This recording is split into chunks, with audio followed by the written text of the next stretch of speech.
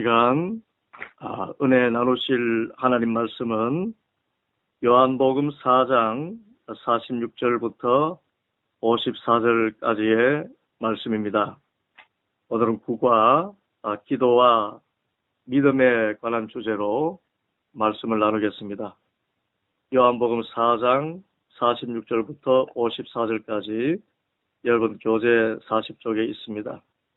요한복음 4장 46절부터 54절까지 말씀을 한 목소리로 읽겠습니다.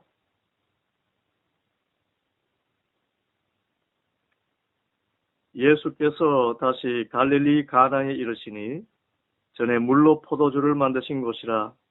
왕의 신하가 있어 그의 아들이 가버나움에서 병들었더니 그가 예수께서 유대로부터 갈릴리로 오셨다는 것을 듣고 가서 청하되 내려오셔서 내 아들의 병을 고쳐주소서 하니 그가 거의 죽게 되었음이라. 예수께서 이르시되 너희는 표적과 기사를 보지 못하면 도무지 믿지 아니하리라. 신하가 이르되 주여 내 아이가 죽기 전에 내려오소서. 예수께서 이르시되 가라 네 아들이 살아있다 하시니 그 사람이 예수께서 하신 말씀을 믿고 가더니 내려가는 길에서 그 종들이 오다가 만나서 아이가 살아있다 하거늘 그 낫기 시작한 때를 물은즉 어제 7시에 열기가 떨어졌나이다 하는지라.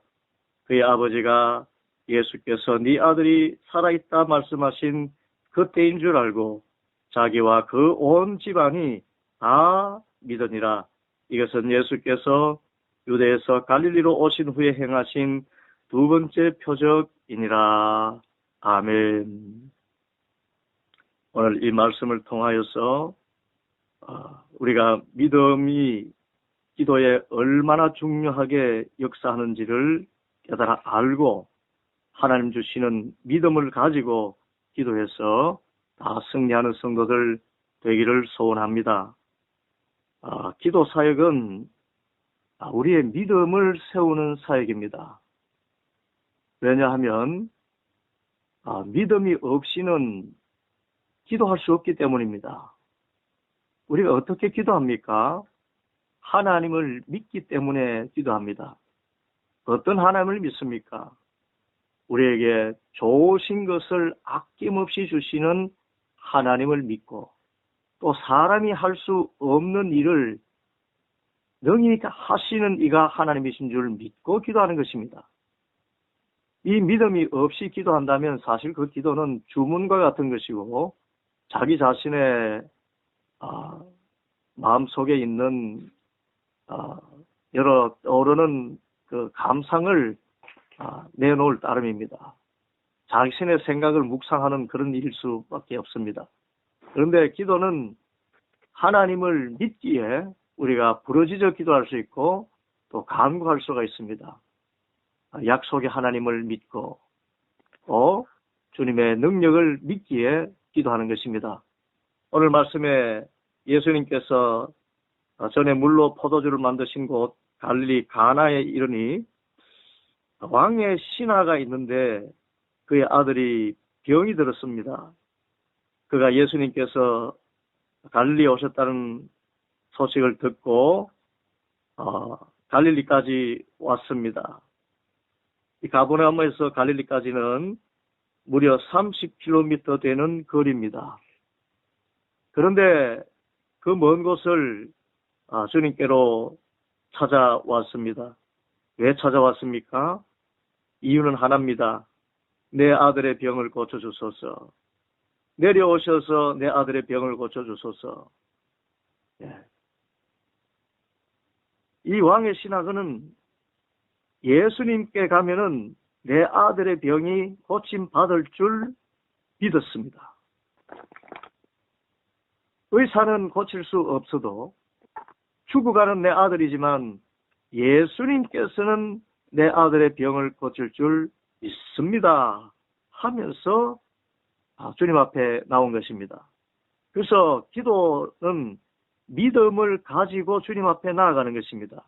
오늘 47절 말씀, 그가 예수께서 유대로부터 갈릴리로 오셨다는 것을 듣고 가서 청하되 내려오셔서 내 아들의 병을 고쳐주소서 하니 그가 거의 죽게 되었습니다.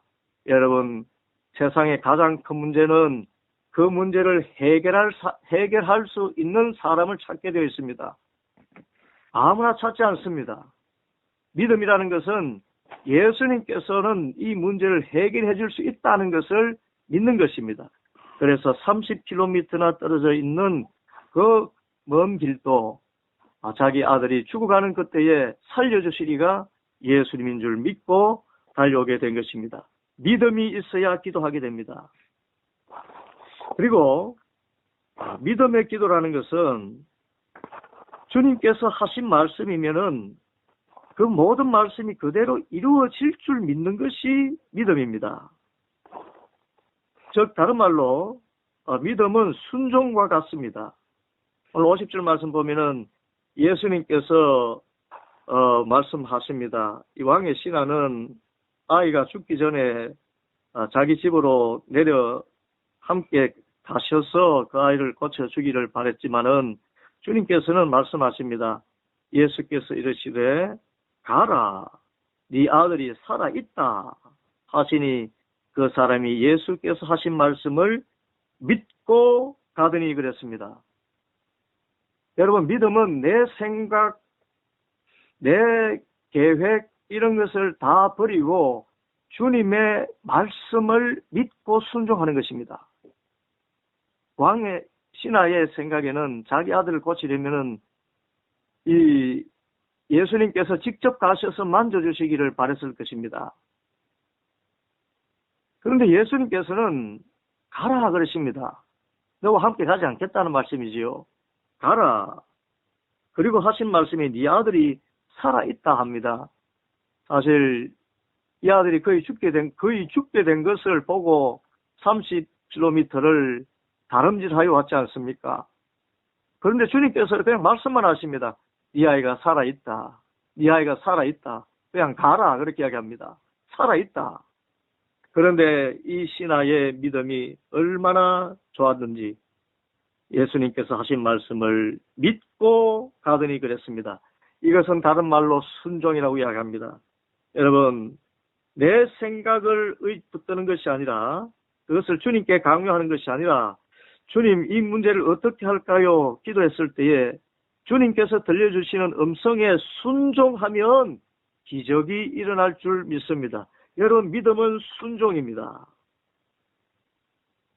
그런데 결과적으로 참 중요한 것은 믿음으로 주님께 나가고 또 주님 주시는 말씀에 따라 순종하면은 실제 그 믿음대로 역사가 이루어진다는 것입니다. 이제 오늘 말씀에 보면은 이제 51절 내려가는 길에서 그 종들이 오다가 그 신하를 만나서 아이가 살아있다라고 이야기합니다. 이제 믿음을 가지고 순종하고 그냥 내려갔더니 반가운 소식이 들립니다. 기적의 이야기가 들립니다. 자신의 가정의 그 종들이 자신을 찾아서 달려왔을 것입니다. 자기 아들이 살아난 것입니다. 죽어가던 아들이 살아난 것입니다. 그래서 이 기쁜 소식을 참 우리 주인에게 알려드려야 되겠다. 그래서 자신은 내려가고 있는데 그 종들이 올라온 것입니다. 오면서 맞아서 하는 그 가장 첫 번째 소식은 아이가 살아있습니다. 아이가 살아있습니다 하는 것입니다. 그때 묻습니다. 그 낳기 시작한 때가 언제냐? 그랬더니 종들이 이야기합니다. 어제 7시에 열기가 떨어졌나이다. 그때 이 아버지, 이 왕의 신하는 알게 됩니다. 예수님께서 너의 아들이 살아있다 말씀하신 바로 그때구나. 그래서 그때에 그 종들에게 전하고 또 내려가서 그 모든 가족들에게 전합니다. 그의 아버지가 예수께서 네 아들이 살아있다 말씀하신 그때인 줄 알고 자기와 그 온 집안에 전하니 그 모든 사람들이 다 믿게 되더라. 여러분, 믿음이 믿음을 낳습니다. 믿음으로 믿음에 이른다. 로마서에서 말씀했지요. 믿음은 믿음을 낳습니다. 예수님을 믿고 예수님의 하신 약속의 말씀을 믿고 순종하면 그 믿는 대로 되어집니다. 내 계획대로는 되어지지 않지만은 내 생각을 버리고 주님 뜻에 순종하면은 내가 생각했던 것 이상의 놀라운 역사가 일어납니다. 예수님을 모시고 가서 고침받는 것보다 더 놀라운 일은 예수님이 가시지 않았는데도 말씀대로 순종만 했더니 놀라운 죽을 가던 아들이 살아나는 역사가 나타난 것입니다. 이로써 그 믿음의 도가 모든 사람들에게 선포되었습니다. 이제 이 신하의 왕의 신하의 말을 들었던 사람들은 예수님을 보지 않고도 예수님의 말씀이면 불가능이 없다는 것을 믿게 되었을 것입니다. 여러분, 예수님은 우리가 고등한 믿음을 갖기를 원하십니다. 어떤 표적과 기사만 보고 있는 것이 아니라 보지 않고도 말씀이면은 말씀에 순종함이 이루어질 것을 믿기를 원하십니다. 오늘 48절에도 보면은 예수께서 이르시되 너희는 표적과 기사를 보지 못하면 도무지 믿지 아니하는구나 안타까워하시면서 표적과 기사가 아니더라도 믿을 수 있도록 하기 위해서 왕의 신하의 그 간절한 요청에 어떻게 보면 냉정하게 들리지만은 말씀만 하신 것입니다. 가라, 네 아들이 살아있다. 그런데 그 말씀을 믿었더니 놀라운 역사가 일어났습니다. 이로써 그 왕의 신하도 높은 믿음을 갖게 되고 큰 믿음을 갖게 되었습니다. 여러분, 큰 믿음은 다른 믿음이 아닙니다. 내가 생각하지 못한 놀라운 일이 일어날 것이다. 그것을 믿는 것이 큰 믿음이 아닙니다. 표적과 기사를 보지 않고도 주님의 모든 말씀을 믿게 되는 것, 그것이 참 믿음이고 바른 믿음인 것입니다. 이 믿음이 믿음을 낳습니다. 바라기는 우리 성도들이 이 깊은 믿음, 큰 믿음을 갖게 되기를 바랍니다. 예수님께서는 죽어가는 내 아들도 살리실 수 있다는 것을 믿을 뿐만 아니라 말씀만 하시옵소서 내 아들이 낫겠나이다 하는 그런 큰 믿음을 갖기를 바랍니다. 그 큰 믿음을 가지고 기도하게 되면 주님께서 응답하시고 그 큰 믿음을 통해서 다른 모든 사람들 또한 큰 믿음을 함께 가질 수 있게 되는 것입니다. 그러므로 마음에 감동이 오면, 하나님의 말씀이 오면은 그 말씀을 믿고 선포하십시오. 예? 어느 교회의 목사님은 거창 시골에서 목회를 하다가 어느 날 마음에 감동이 왔습니다. 기도하는데 주님께서 감동을 주셨습니다. 매주마다 새 가족을 보내주겠다. 여러분, 시골에 새 가족이 오기가 얼마나 힘듭니까? 그런데 어느 날 강단에서 선포했습니다. 하나님께서 저희 마음속에 이 믿음을 주셨습니다. 매주마다 우리 교회는 새 가족이 올 줄 믿습니다. 여러분, 놀라운 일이 벌어졌습니다. 그 선포한 그대로 그 다음 주부터 매주마다 새 가족이 한 주도 그치지 아니하고 나오더라는 것입니다. 그 시골 교회가 부흥하고 성장하게 된 것입니다. 물론 이 모든 것은 하나님께서 참 기쁘신 뜻 가운데서 행하신 일입니다. 그 목사님의 간절한 기도를 들으시고 마음에 음성을 주신 것입니다. 마치 왕의 신하에게 네 아들이 살아있다 하신 것처럼 너희 교회가 매주마다 새 가족이 오며 부흥하게 될 것이다. 그렇게 약속의 말씀을 주신 것입니다. 그 음성에 순종해서 그것을 입으로 선포했습니다. 매주마다 우리 교회에 새 가족이 온다고 주님 말씀하셨습니다. 저는 믿습니다. 그랬더니 그 믿음대로 그 교회에 이루어졌습니다. 그것을 본 성도들도 이 높은 믿음을 갖게 되었습니다. 이 큰 믿음을 갖게 되었습니다. 깊은 믿음을 갖게 되었습니다. 오늘 믿음의 기도를 하시고 또 말씀해 주신 그 마음의 소원을 입으로 선포하시고 또 그래서 큰 믿음을 가지고 많은 사람들에게 이 믿음을 전할 수 있는 우리 복 있는 성도들 되기를 간절히 소원합니다. 이 시간 우리 한 목소리로 기도 학교를 위해서, 우리 교회를 위해서, 나라와 민족을 위해서 기도하겠습니다. 여러분, 우리 개혁교회 우리 장로교회 창세하고 있는 칼뱅 선생은 기도에서 제일 우선순위를 나라와 민족을 위한 기도에 두었습니다. 두 번째는 불신 세상을 위해서, 불신 이웃을 위해서 기도할 것을 말했습니다. 마지막 세 번째가 자신을 위한 기도였습니다.